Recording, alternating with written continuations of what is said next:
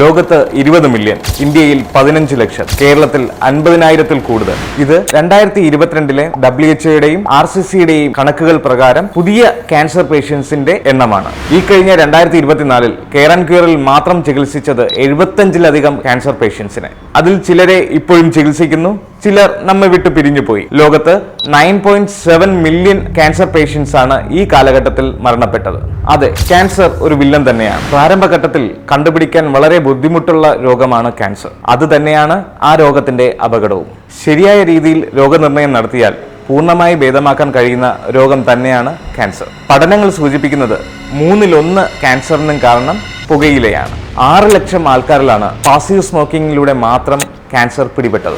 എല്ലാ വർഷവും ഫെബ്രുവരി 4 ക്യാൻസർ ദിനമായി ആചരിക്കുന്നത് ക്യാൻസർ എന്ന രോഗവും അതുമൂലമുണ്ടാകുന്ന മരണങ്ങളും കുറച്ച് ക്യാൻസർ ഇല്ലാത്ത ലോകം സാക്ഷാത്കരിക്കാനാണ്. അതിനായി ലോകമെമ്പാടും ക്യാൻസറിനായുള്ള ചികിത്സയും ബോധവൽക്കരണവും എത്തിക്കുകയും വേണം.